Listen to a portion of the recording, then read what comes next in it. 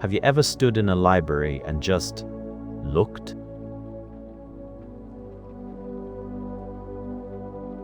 Not at a particular book.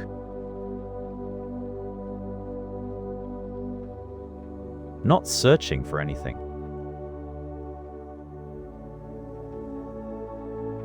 Just standing there quietly, looking at all the shelves, at all the spines lined up next to each other, all those different colors and shapes and sizes, and wondered how on earth they all got there.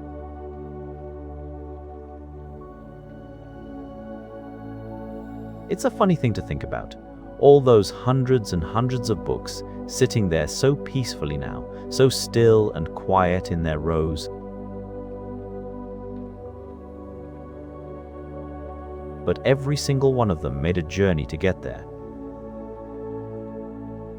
Some of them came from just down the road. Some of them came from the other side of the world.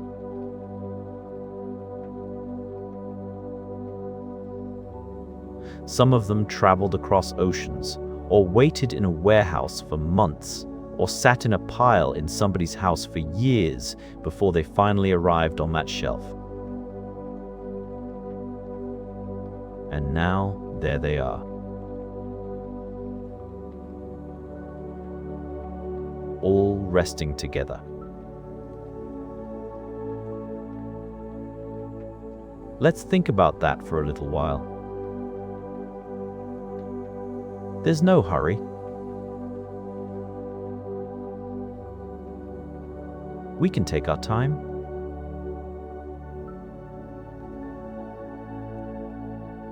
Every library has a person, sometimes a few people, whose whole job is to think about which books should come into the library. They're called the acquisitions team, which is a long, sleepy sort of word that just means the people who decide what to collect. Acquisitions. You can say it softly to yourself. Acquisitions.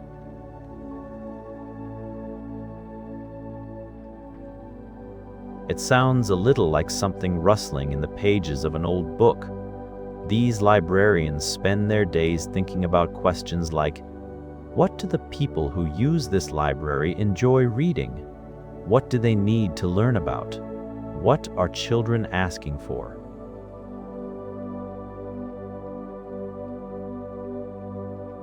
What have people been coming in and looking for, only to discover it isn't there yet? And then they try to find the right books to fill those gaps, like gently placing the last piece of a puzzle into place.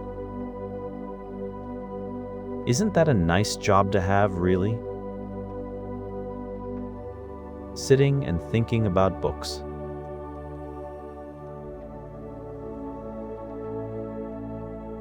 Thinking about what people might love, what might help them, what might make them feel less alone on a quiet Tuesday afternoon when they wander in looking for something good. One of the ways libraries find out about new books is through little journals and magazines that are made just for librarians.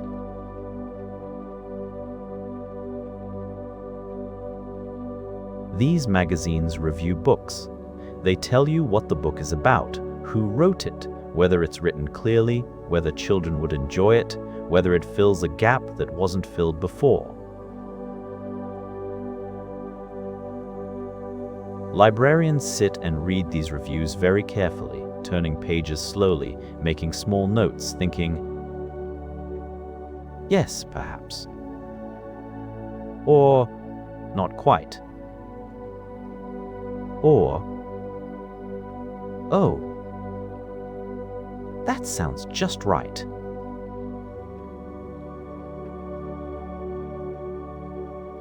Publishers, the companies that make books, also send librarians lists of what they're planning to publish.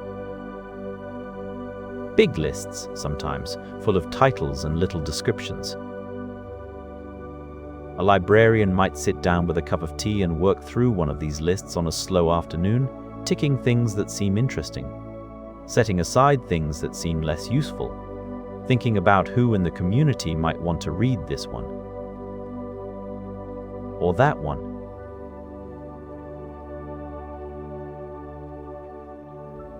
And sometimes it's much simpler than that. Sometimes a child comes in and says, very earnestly, "I want a book about penguins." And the librarian checks, and there isn't quite the right book about penguins. And so she makes a little note. And a few weeks later, a book about penguins arrives. And the library is just slightly more complete than it was before.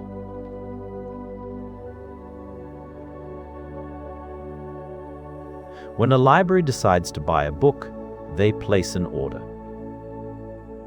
This part is not so very different from ordering something in a shop, except that libraries often order through special companies called library suppliers, who deal only with books and who understand exactly what a library needs.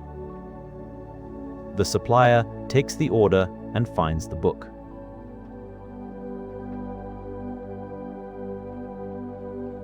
Sometimes that's easy. The book was published right there in the same country, and it can be sent in just a day or two. But sometimes the book was published far away.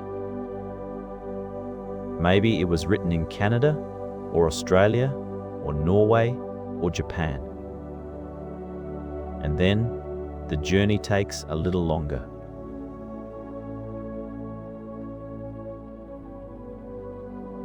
Can you imagine a book beginning its journey in a big warehouse in another country? It's sitting there in a box with lots of other books, waiting.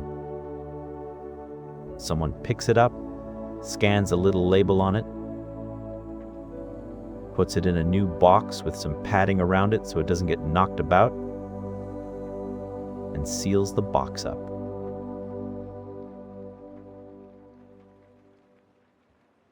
The box goes on a truck. The truck drives to a distribution center. The distribution center is a very large, quiet building full of conveyor belts and shelves that go all the way up to the ceiling, and the box travels along the belt, gets sorted, and then waits again. And then it goes on a plane. Or a ship.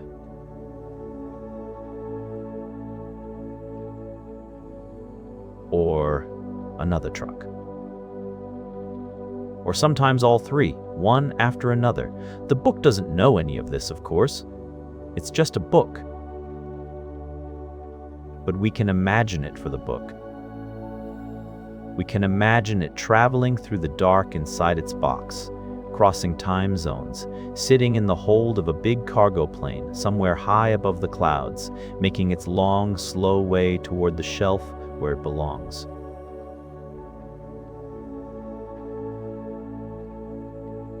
Now, some books don't have to travel at all because they were already there.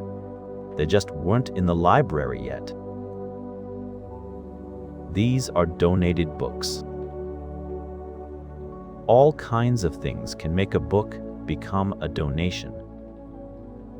Someone might finish a book and think, "I love this, but my shelves are too full. I'll give it to the library."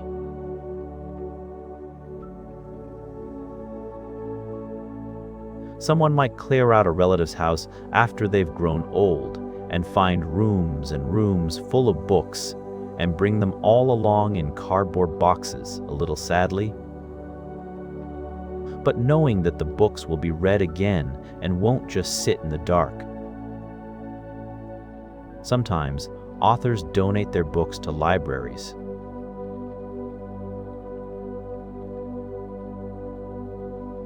Publishers sometimes send free copies, especially when a book is new and they hope that if people discover it at the library, they might buy their own copy later.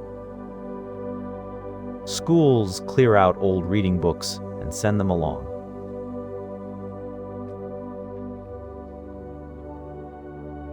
Whole collections arrive sometimes, from someone who spent a lifetime gathering books on one particular subject, birds or trains or the history of a certain town. And now, those books need a home where other people can find them too.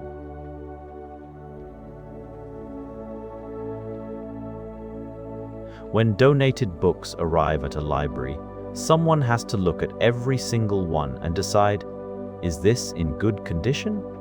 Is it accurate? Or is the information in it so old that it might confuse people?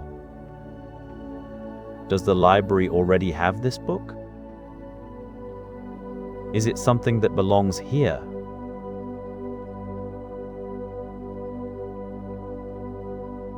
Sometimes a donated book is wonderful and goes straight onto the shelf. Sometimes it's a duplicate of something already there, and so it goes to a book sale instead, where someone can buy it for a small amount of money. And sometimes a book is too worn out or too damaged to be useful anymore.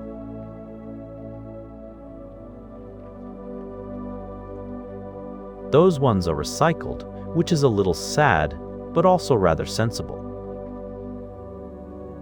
Here is a lovely thing that happens in some countries, and it has a lovely name: legal deposit. Legal deposit is a rule. A law, really,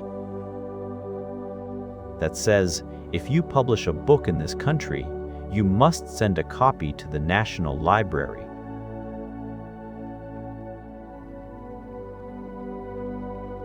You have to. It's the law. The idea behind it is beautiful in a quiet sort of way. It says that every book that is published in a country is part of that country's history, part of its culture, part of the record of what people were thinking and writing and making at this particular moment in time.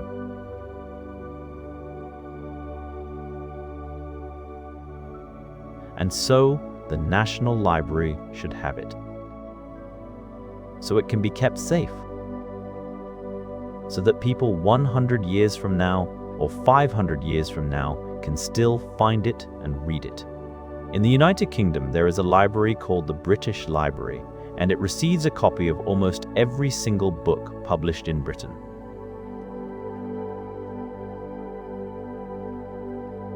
Every magazine, every newspaper, sometimes even websites. It has over 170 million items now. Can you imagine that?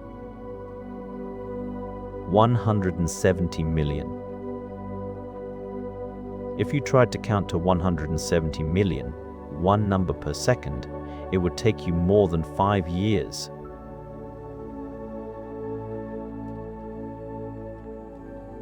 And you'd have to count day and night without sleeping, which doesn't sound very restful at all.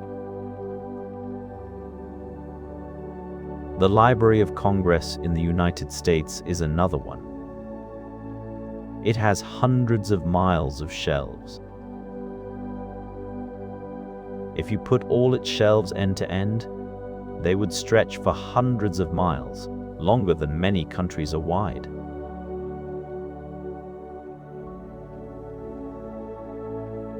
And new things arrive there every single day, because every day, somewhere in America, someone is finishing a book.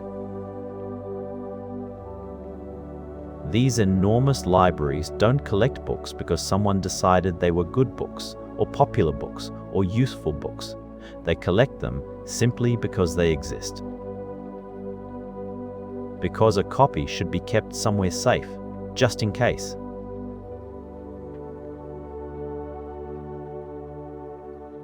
Isn't that a rather wonderful idea? A library that keeps things just in case. And then there are the very old books, the rare ones. Sometimes a library wants to collect a book that was printed hundreds of years ago. These books can't be ordered from a supplier. They aren't sitting in a warehouse somewhere.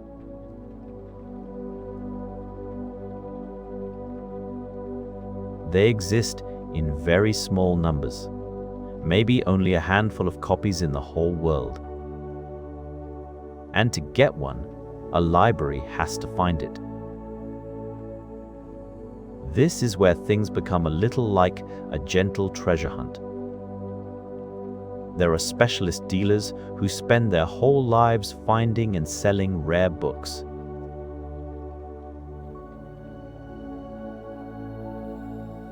They travel around, visit old houses and old bookshops and old collections, and slowly, patiently, they find things that other people have overlooked.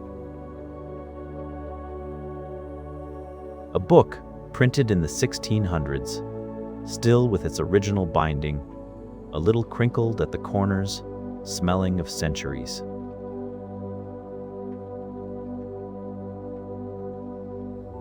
A first edition of a famous novel.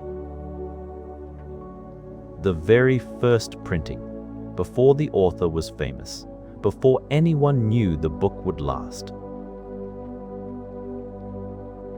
A hand-illustrated manuscript from a monastery. Painted by monks who worked by candlelight. Every tiny letter drawn with tremendous care.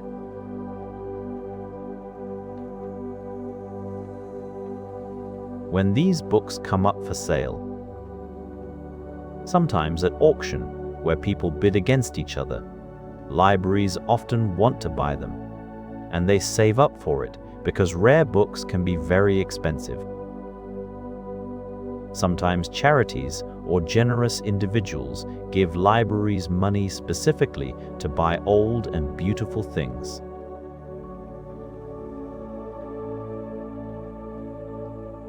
When a very old book arrives at a library, it doesn't just go on the shelf like a regular book.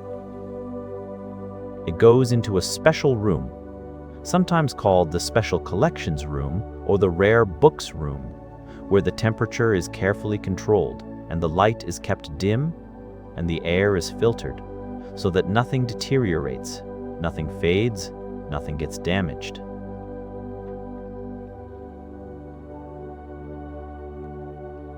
Readers who want to look at these books have to ask specially. They might be asked to wear thin white gloves so the oils from their fingers don't mark the pages.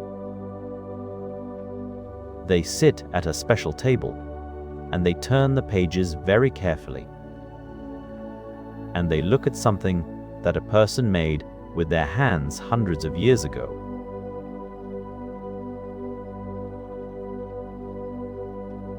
That book traveled a very long way to be here, and not just in miles. Libraries also share books with each other, which is one of the nicest things about them. If someone goes to their local library and asks for a book that the library doesn't have, the librarian might look it up in a big shared catalogue. A list that shows which libraries have which books, and arrange to borrow that book from another library on behalf of the reader.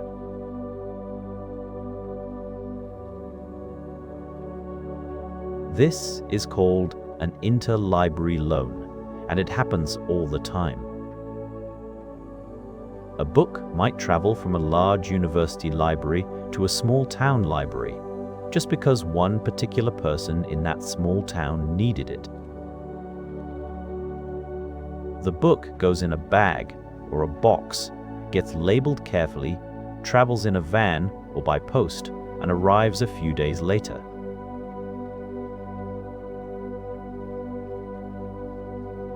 The reader borrows it, reads it, and then it travels all the way back. The book probably has no idea it went anywhere. But it helped. Libraries in different countries do this too, for very specialist books that only exist in a few places in the world.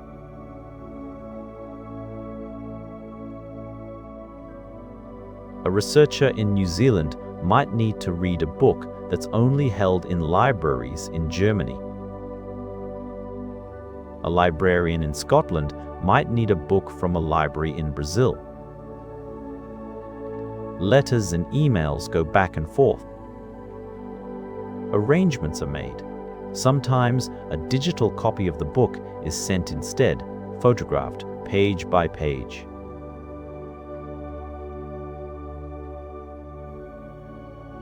And the work that person was doing, the research, the study, the curiosity, gets to continue because somewhere in the world a library said yes. Now, when a book arrives at a library, by whatever route, whether ordered or donated or borrowed or transferred, it doesn't simply appear on the shelf.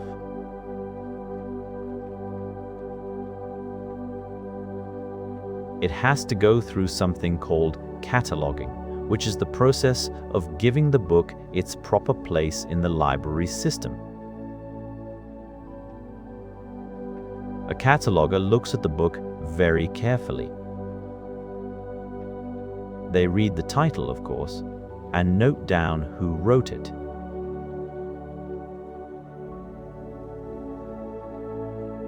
But they also think about what the book is about, what subjects it covers, what themes it contains, and they assign it a classification number. This number is what tells the book exactly where to live on the shelf.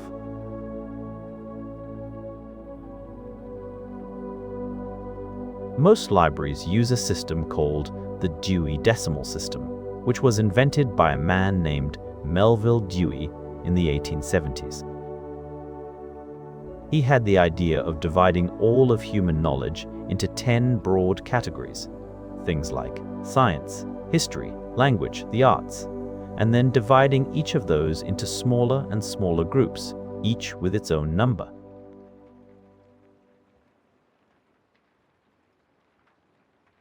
A book about elephants in Africa might end up with a very specific number that places it among the books about African wildlife, next to other books about elephants, near to books about mammals, somewhere in the vast neighborhood of the natural sciences.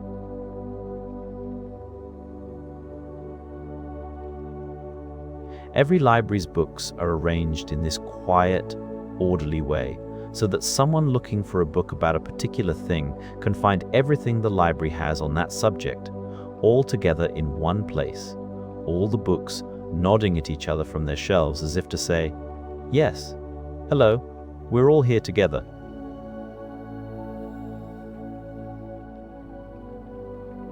After a book is catalogued, someone writes the number on the spine, a little sticker, very neat, and stamps the book with the library's name, so everyone knows where it belongs.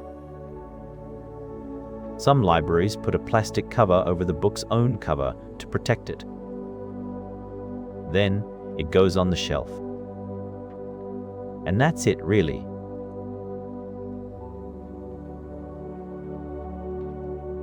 After all that traveling, all that journey, all those hands that touched it and decisions that were made about it, the book arrives on the shelf and it waits. It's very good at waiting. Libraries that serve very diverse communities sometimes collect books in many different languages.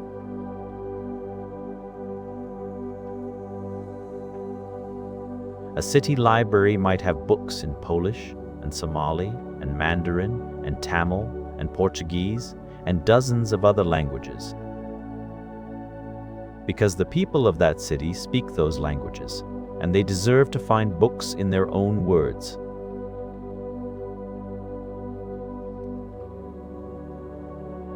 Collecting these books requires building relationships with publishers in other countries, or with specialist suppliers who know where to find books in particular languages. It takes a little more work, a little more care. But when a child who has just moved to a new country finds a book on the shelf in the language they grew up speaking, a familiar language in an unfamiliar place. Something very lovely happens.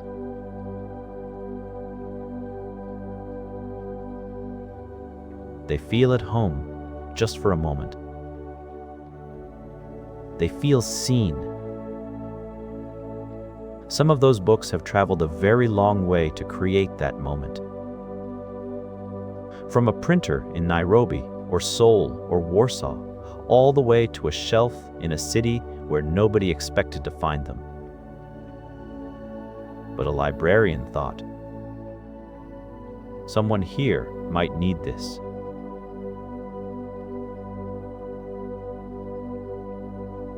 And so there it is. Books keep changing too, which means libraries keep collecting. A library that was built in a town 100 years ago already had books in it then. Over the decades, it collected more.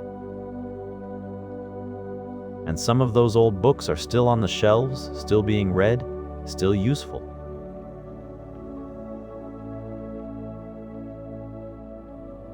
But others have been very gently retired, set aside, or sent to archives, or recycled, because the information in them is no longer accurate, or because they are too worn out to read safely, or simply because new books have come along that do the same thing better.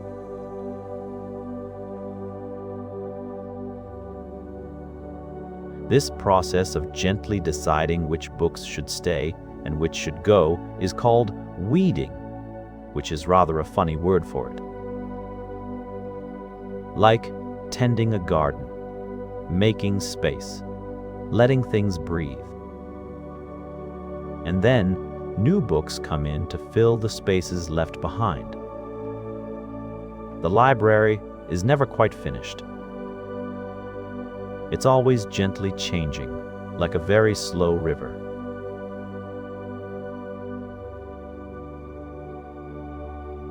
There is one more way that libraries collect books, and it's the newest way, though it's becoming quite common now.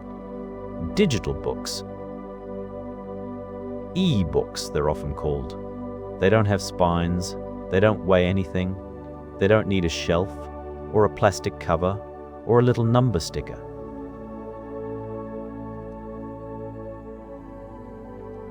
They live in computers and tablets and phones, and a reader can borrow one from anywhere in the world without ever coming into the building at all. A library might have thousands of e-books in its collection now. They're licensed from publishers. A library pays to let its readers borrow a digital copy a certain number of times before the license needs to be renewed.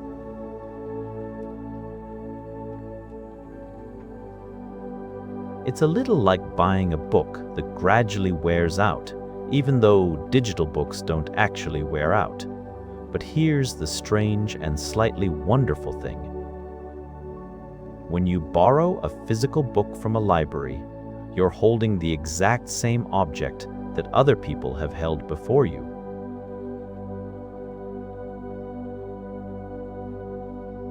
The same pages that someone's hands turned last Tuesday, or last year, or 10 years ago. There's something quietly connecting about that, something warm. A digital book doesn't quite do that, but it does reach places a physical book can't.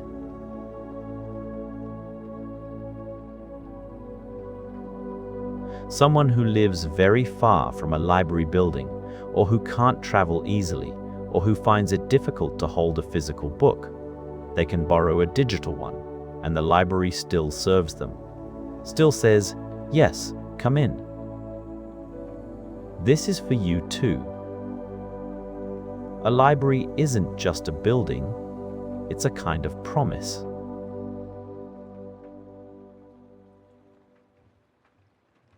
When a town decides it wants a library, it's making a promise to its people We will collect things for you. We will find books from near and far, and we will keep them safe, and we will lend them to you for free, because knowledge belongs to everyone, because stories belong to everyone.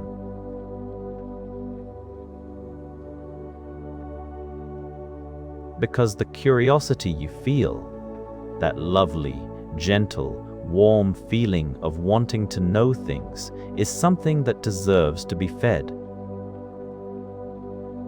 The people who work in libraries understand this. The acquisitions, librarians who read the review journals and make their careful lists, the catalogues who give every book its proper place.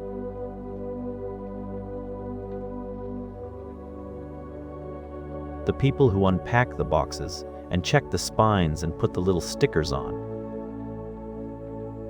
The librarians who listen when a child says, "I want a book about penguins." They're all part of something that has been happening for thousands of years.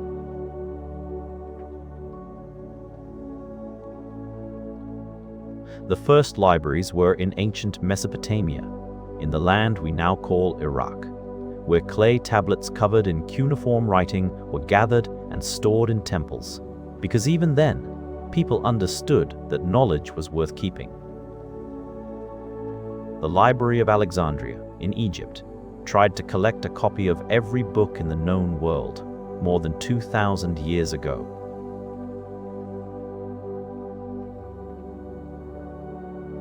Ships arriving in the harbor were searched, and if anyone on board had a scroll, a book made of rolled up papyrus, the library would borrow it, copy it, and keep the copy.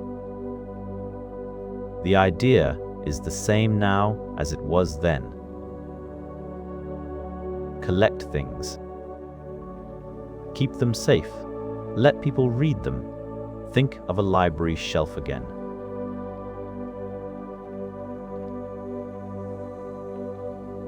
Let your mind rest on it for a moment. There's a book about volcanoes, sitting quietly between a book about weather patterns and a book about the formation of mountains. The volcano book came from a publisher in London. Before that, the person who wrote it spent years and years studying volcanoes in Iceland and Hawaii and Indonesia.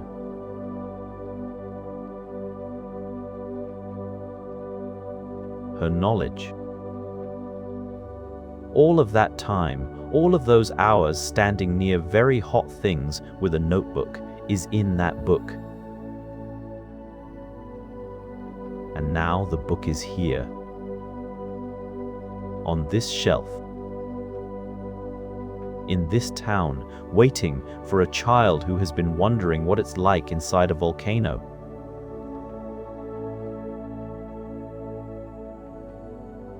Next to the volcano section, a little further along, there's a shelf of picture books. One of them was illustrated by an artist in Portugal. The pictures are soft and golden, painted with watercolors. The artist sat in her studio, maybe in the afternoon, with the light coming in sideways, and made each picture with a fine brush, very slowly, thinking about the children who would one day hold this book.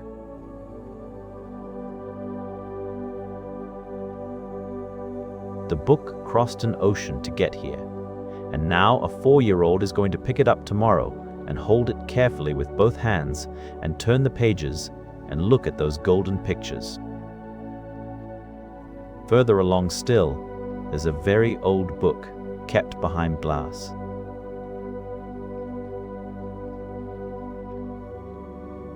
It was printed in the 17th century, and the pages are brown at the edges now, and the letters are shaped a little differently from how we shape them today.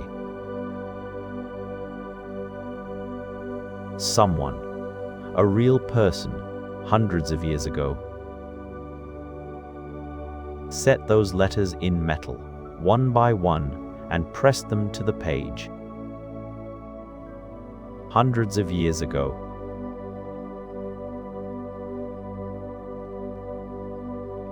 And here it still is. All those journeys, all those hands, and all those books just resting there now, very still, very quiet, waiting patiently for whoever comes along next. A library is, in a way, one of the most hopeful things there is.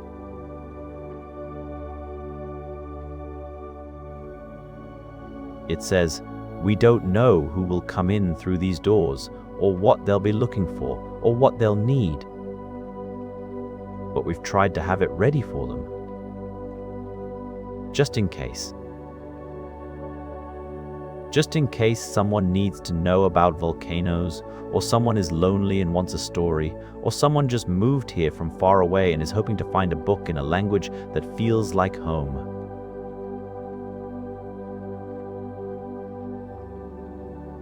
We've been collecting things for you. We've been waiting. And now, perhaps, it's time for a little rest. Think of all those books on all those shelves, all across the world. Libraries in Norway where the winters are long and dark, and people come in out of the cold to find a quiet chair.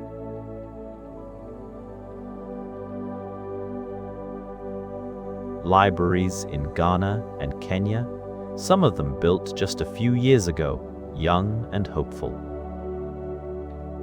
Libraries on university campuses where students fall asleep at tables surrounded by towers of borrowed books. Libraries in old stone buildings where the shelves have been there for 100 years and the wood has gone a warm, dark color, and everything smells faintly of old paper, which is not an unpleasant smell at all.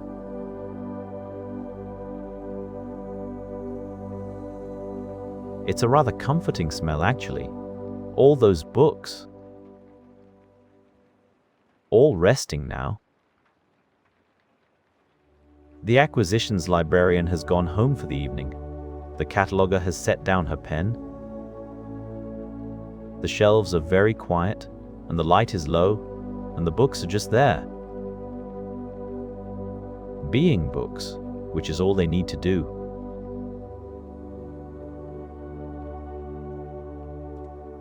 Somewhere, a new box is waiting in a warehouse to be shipped. Somewhere, an author is finishing the last chapter of something, not knowing yet that it will one day be read by a child in a library they've never heard of, in a town they've never visited, by someone who needed it very much.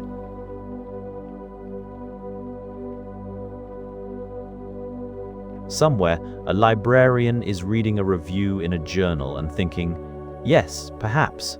But for now, the library is still. The books are there on their shelves, their spines in a row, their long journeys finished. They have found their place. And so, perhaps, have you. You can close your eyes now. The books will still be there in the morning.